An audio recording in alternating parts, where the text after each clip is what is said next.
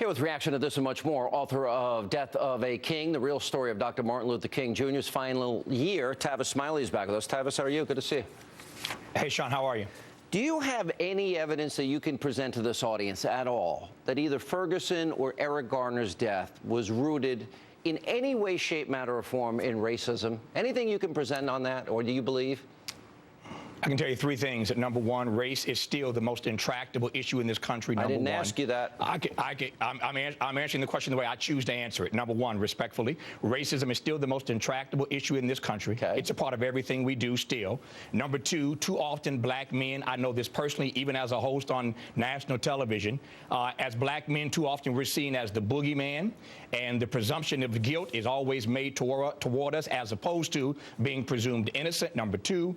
And number three, the clip you played earlier from Mayor de Blasio is right, that when too many parents in this country in 2014 still have to have the talk with their black sons for how to save and protect their own lives, something is amiss, Sean. Right, we have two very different cases. You still haven't answered my question. I'm asking in these two cases, wait a minute. There are protests, Tavis, going on all over the country. People saying, hands up, don't shoot, I can't breathe. Two very different cases here. And I'm asking if you have any evidence at all you can give our audience on the issue of this being race-related, and you haven't given our audience one specific thing in this case, or either case, have you? I was not in Ferguson with Mr. Brown, nor was I in New York with Mr. Garner. What I can tell you is that for 50 years of my life, I've been black every one of those years, and I know what it's like to try to navigate life in this country as an African-American man. That's what I'm saying. All right, and I am particularly angry at the Eric Garner death. If you listen to the rest of Mrs. Garner's comments, Tavis, she talks about, oh, they used to make fun of him, call him the cigarette man, and call me, oh, there's Mrs. Cigarette Man, et cetera, which tells me this was about a city and a state obsessed with getting every penny they can out of the high-tax cigarettes that they have in New York, which was $6 a pack. But that's a different case. He should not have died, this man. He shouldn't have been confronted. He shouldn't have been known by the police. That, to me, is more fundamental than and a lot of your arguments I would agree with, but there's no race examples here. Here's the tough conversation I want to have with you, though. In this regard, go ahead. Because we watch all these protests. We've sent our cameras out. We asked the protesters, what do they know about the case? Did they read the evidence that was presented to the grand jury? They didn't. I'll do it now. Because in the case of Michael Brown, there's a lesson to be learned. Don't rob a store. Don't intimidate a clerk. Don't fight a cop for his gun. Don't charge at him like a football player with his head down. Let's go to the eyewitnesses in the case, most of which happen to be black.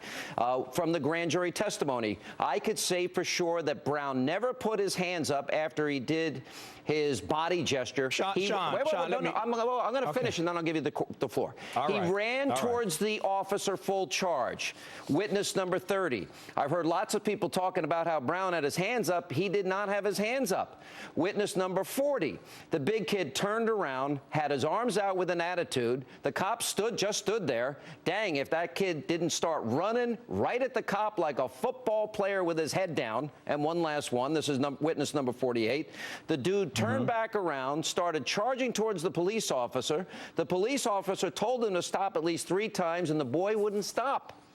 Now, that doesn't sound like a narrative that has been bought by a lot of people. Hands up, don't shoot. So the narrative that's being advanced in this country right now is predicated on a lie, isn't it? I've been patient. This is your show, obviously, and I'm delighted to be on once again with you. You have the floor. But I hope you'll give me as much time as you took to read those comments. Number one, with regard to Mr. Brown, when you hear Officer Wilson in his testimony refer to him as a demon and describe him in the way that he did, we go back to my earlier point, Sean, that too often black men are already presumed guilty, and that officers, not all, but too many, come at us with an approach that already raises the level of tension before you get to the unfortunate and untimely death of Mr. Brown in Ferguson. It's the way that we are viewed too often from Jump Street, number one. Number two, with regard to the Eric Garner case, even if for the sake of argument, I'm not going to do this, but if for the sake of argument, I granted out everything you've just said about Michael Brown, how in the case of Eric Garner, Sean Hannity, my friend, do you have an officer doing something, a technique, a chokehold that is unlawful? That a chokehold that is unlawful either. It's not policy. There's a difference. It's not. Wait, no, you're wrong. No, I hear your difference. It's against department policy. I get it. That's the bottom line. That's right. Whatever you want, you're splitting terms here. Whatever you want to call it, it was against New York Police Department policy. But it wasn't a chokehold either. It was a headlock. To apply that. It was against policy, Sean. No. You're splitting hairs, my friend. No, I'm not. There's a very distinct difference.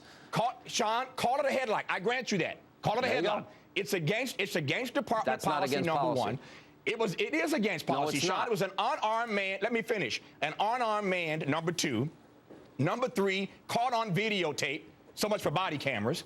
And number four, the coroner says it's a homicide, and you still want to invite me on this show to argue with me about the fact that Eric Garner is dead? Are you serious? You obviously, are you serious? You need to listen to me because you aren't hearing me. So let me educate you, because what I said is the police the police had no business being near this guy and arresting him 9 times in his life, because the greedy city and the greedy government in New York were arresting him over selling untaxed cigarettes. That is madness to me. Number one. Number two, whether you like it or not, when he's moving his hands around and saying don't do, he resisted. I grant you he did not deserve the force in that case. There is a distinction. I only pointed out because that's what the grand jury heard. But Sean, let me finish it. I want the grand jury evidence released so that we can hear what they heard about chokeholds and headlocks. You read the entire transcript. I heard it. Here's the point I'm making. Well, that was the other case. That you have not, with all due respect, you have not shown anywhere near the kind of outrage. You've said it because the video leaves you no choice. You're not listening to me. You are not listening to me. This man should be alive today. Then listen to me. The kind of indignity that you ought to have for Eric Garner being killed. He shouldn't have been killed. You spend all this time reading about Michael Brown. Listen to me. You don't care about the death of Eric Garner, Sean. You know what? Not in the way you should. You know what? You're wrong. And you're wrong on a number of points. Let me say something else. No, don't filibuster. No, Tavis. No, you're not going to make that. You're not going to make that allegation on this program without listening to what I have to say. You need to be one other thing. You need to be educated. I say the cops never should have been there. They never should have arrested this guy. They never should have arrested him the first time. And I'm telling you, the greed of government caused the cops to go there because the government wanted their money. I am angry about what happened. So don't put words in my mouth or feelings that I have and put them aside. You need to listen to what really happened. Let me say one more thing and I'll let you go, my friend. Go ahead. Thank you. Number one, this is what I was talking about earlier when I said that too often our white brothers and sisters, even unwittingly, talk down to black people and come at them with a wrong approach. Three times you're going to tell me that I need to be educated when I know this stuff as well as you do, number one. I say it to everybody, Here's my final point. Sean, hear me. You need to be able to handle a debate, Tavis. I want to add this. You need to be able to handle a solid debate. And having debated you a lot over the years, you know me better. To sit there and accuse me of something that's false, and I am not going to let that happen on this program or any other program. Let me add one last thing that you didn't ask about, but since we're talking about it, let me just add this. Since you referenced President Obama on BET earlier today, with all due respect to our president, Barack Obama, black folk don't need lectures on black entertainment television. You go to black entertainment television, Mr. President, respectfully, to lecture black folk, and then you're wrong, respectfully, when you tell them that these things take time. Dr. King, who you have a bust of in the Oval Office, wrote a book called Why We Can't Wait. Stop telling black folk they got to wait and that these things take time. We can't wait, number one. Number two, Mr. President, respectfully, when you say we can't compare what's happening now to what happened 50 years ago, tell that to the parents of these kids who are being gunned down in America's streets. It is open season on black men, and it is in many ways as bad as it was 50 years ago. And finally, here's my point.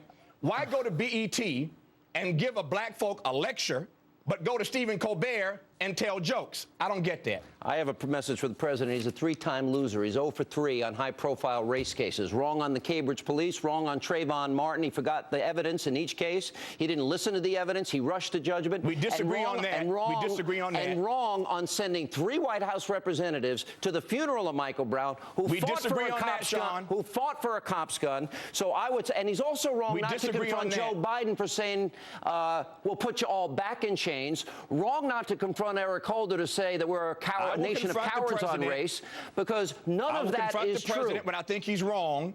I will confront the president, respect, protect, correct, When he's wrong, I'll confront him, but we disagree on this, my friend, on those issues. All right. I still love you, even though you're a pain in my neck. I love you, too. I still love you.